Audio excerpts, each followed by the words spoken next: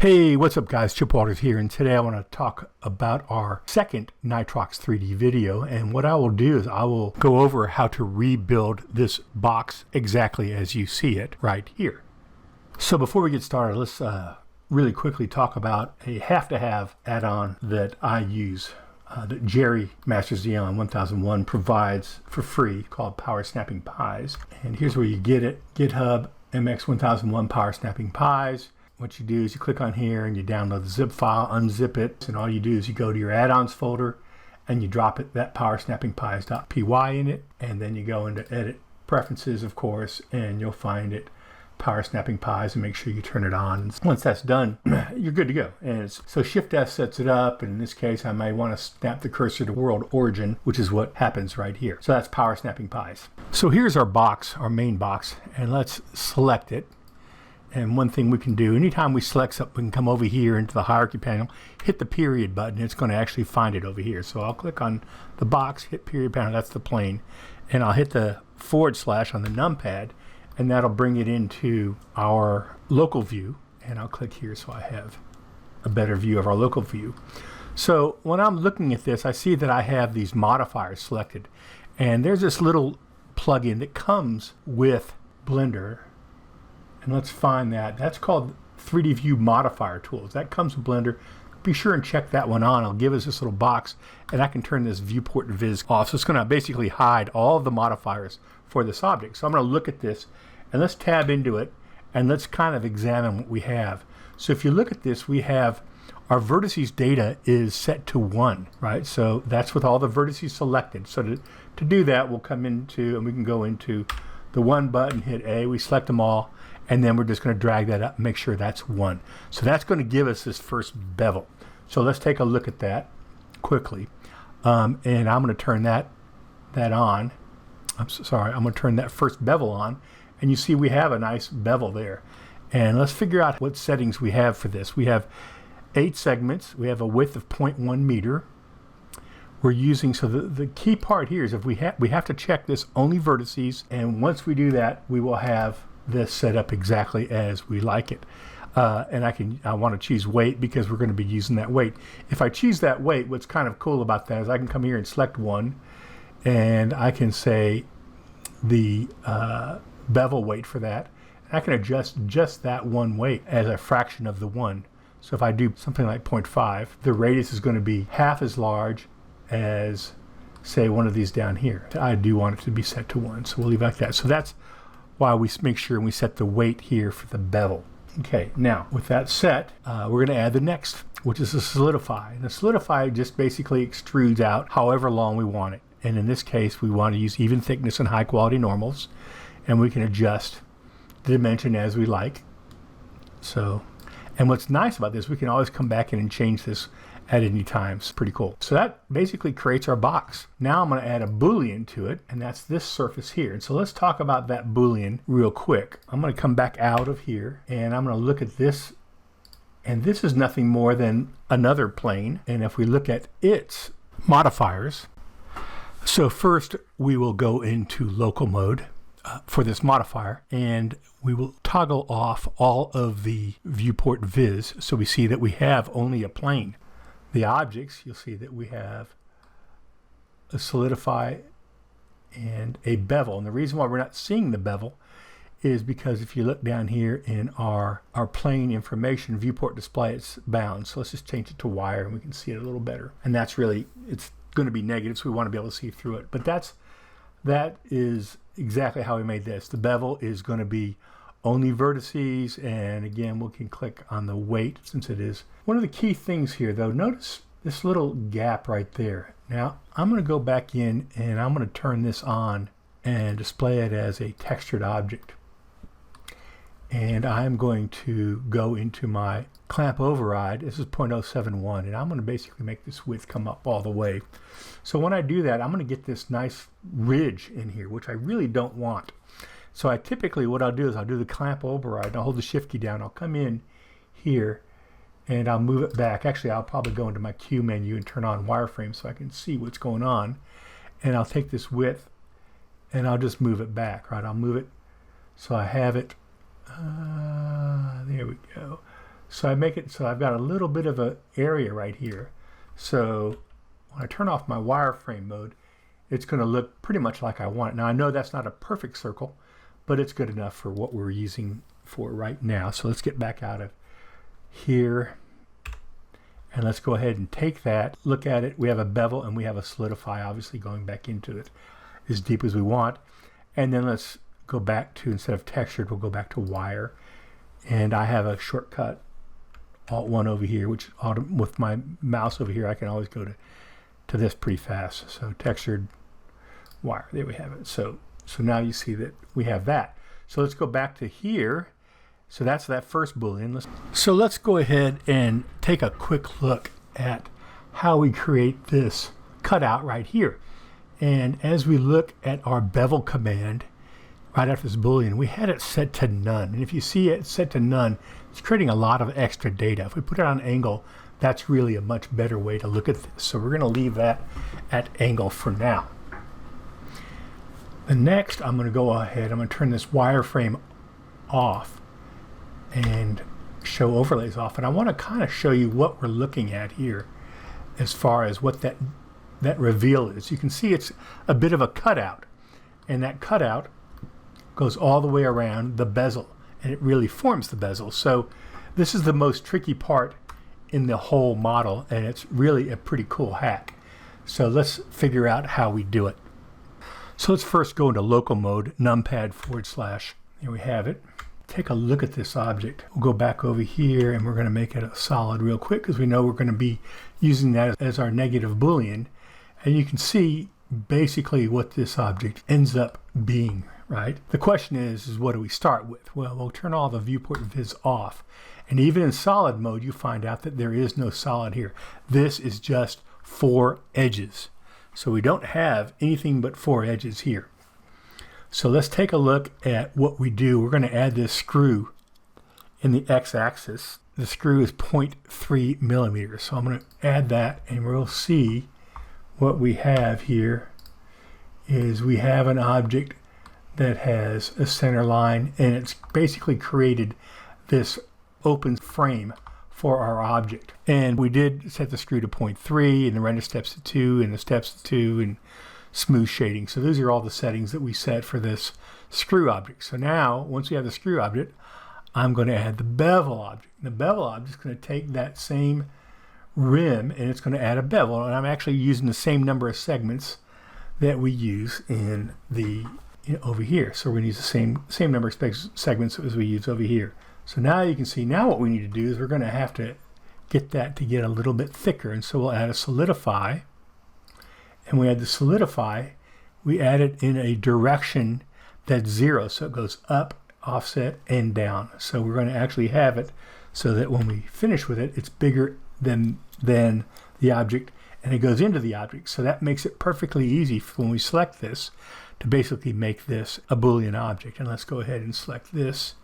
I'll go over here, Alt-1, and show it as a wire. And now we have our object. So how sneaky and cool was that? So let's talk about these LEDs real quick.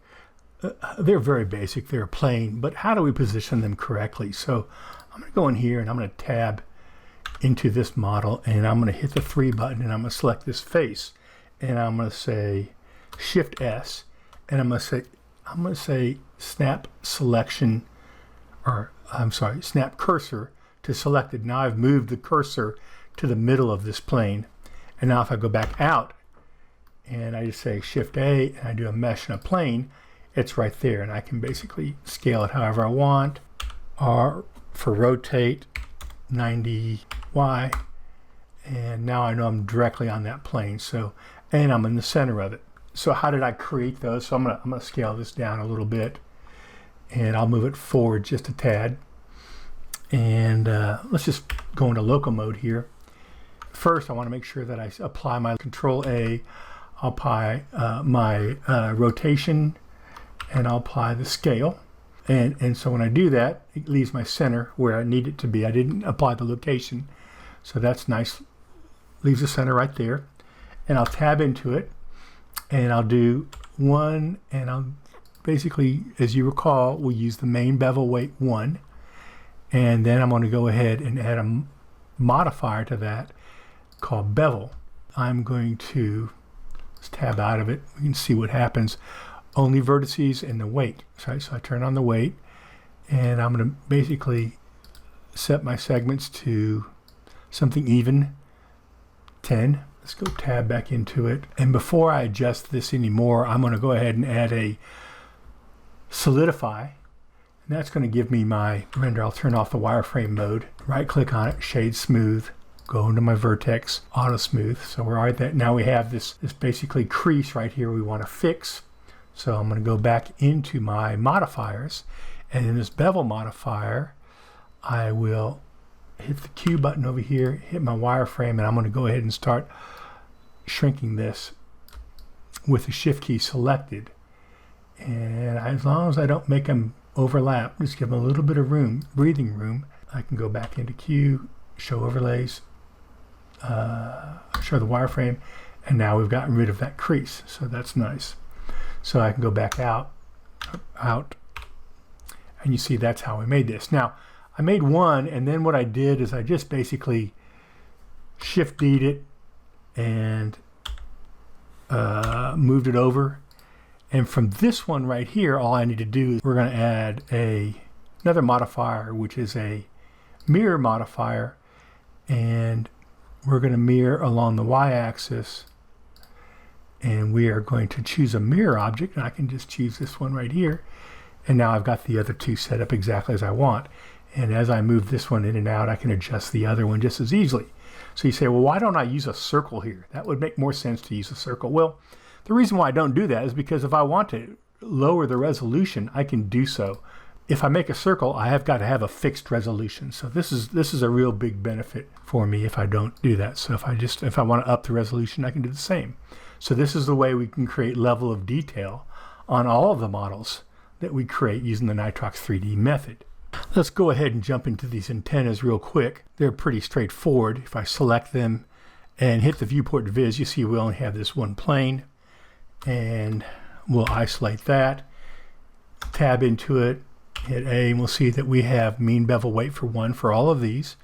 So we'll look into here, and we see we have only vertices, and we want to hit this weight button and turn it on, and we have the same thing that we had before, where we were very careful to make sure that we didn't perfectly create a seam right here. So that's one of the key things. So that's the bevel. Then we added a Solidify, and that gave us this, and that's pretty basic. We could use even thickness and high quality normals there. I always try and do that.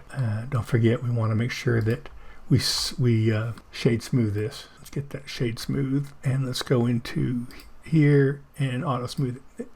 Auto smooth it. There, we're good. So we're putting a bevel on top of a bevel. So how do we do this? Well, this bevel is basically just an angle bevel. We're using 30. And again, I'll go ahead and use my Q menu wireframe, which, by the way, if you don't know where that is, it's right here, wireframe. You hold your mouse over and you just right click, and you can say on any of these, add to quick favorites. And on this one, you could say remove from quick favorites. Again, as you can see, we left a little bit of space here in this particular bevel, but this is set at the angle. So here we're using two different bevels. We're using the vertice bevel with a weight, and we're using a regular bevel with just an angle. And that gives us the full shape of our antenna. Then, of course, the last thing we're going to do is just add the mirror. And again, if you look at the mirror, we're mirroring about this box right here. So if you click on this, let's turn the mirror on, and you just say click on this, click on the box, and now we have the mirror over there. So that's it for the antennas. Okay, so let's take a look at these connectors real quick. I'm going to hold the right button, hit the shift key. I'm going to put my cursor right here on the side, and I'm going to shift A and add a plane mesh to there. I'm going to rotate it about the X 90 and scale it about that size. And it actually goes in a little bit. I'm going to pull it out a little bit for better viewing. And I'll do a Control A, scale, Control A, rotation. So there, if we just look at this and we tab into local mode there, and I do the viewport viz, I've broken it out into a quarter. And if you look at this, you could say, well, that doesn't make sense. You could basically build that simpler by just using a square and then doing an offset. So let's take a look at that. So I'm going to go back in here and I'm going to tab this into here, and I'll do a inset like this, and then I'll do an extrusion, and then I will just kill that face. So we have basically an object that you'd think, okay, we should be able to bevel this all at once. Let's just select, actually we can just select them all, and let's just give them a mean bevel weight of 1. And then let's tab out of this, and we'll add a modifier. We call it a bevel modifier. And you can see, well, let's go ahead and make it a little smaller and make the segments maybe a little higher, 8. And let's make it even higher. Let's make the size just a little larger so we can see what we're getting. And we can do a shade smooth, and then we can add a modifier, which is a Solidify modifier, and let's make it the thickness just really small. And let's go back in our shade smooth. Let's go ahead and make it auto smooth. So there is our object. And then we could actually add a mirror to this, right? So we're going to have to set the mirror point to the center of this. How do we do that? Well, we'll go tab into it, and I'm going to move over here, make it wireframe. I'm going to grab these 4 vertices, and I'll use my secret Shift S, and I'm going to snap cursor to selected. So there it is right there. I can also say Shift S and say origin to selection. So that puts it there. And now when I add a mirror and I want to apply it on the y-axis, you see that it hits up quite nicely. So, and that works. Now, so you say, well, why did I go to the trouble of making it less? I was just trying to get smaller in the number of vertices. So if I look at this and I say the viewport viz, that's what that's going to look like. And that could have left it like that. And how do I get smaller? Pretty easily. You select this, tab, and then select A, and then do a Q, symmetrize. I want to do X to X, which I've done. 3. No, I don't want these. These are faces. X, delete the faces. And X, delete the faces, and then I can basically select all, and then I can symmetrize it on the Y, Q. Nope, not Y. We're going to go Z. Here we go. Okay. A, Z, 3. Get those X faces, and I can add another mirror now before this mirror. And we'll get, so I hit the tab key now, and we leave all these on. I'll get just that part of it, and I can add another mirror inside here to get that. So that's the way that all worked. Fairly simple. So lastly, let's talk a little bit about the order of the modifiers as you add them to your scene. So we have a basic object here, which was the original enclosure. And first we added a modifier that would create these big round edges for us. And then we added a Solidify so we could get the depth of it. And then we started adding Booleans. And notice we put the first Boolean that we put in was this one. And we put another bevel after that so that we would get a little bevel edge on here.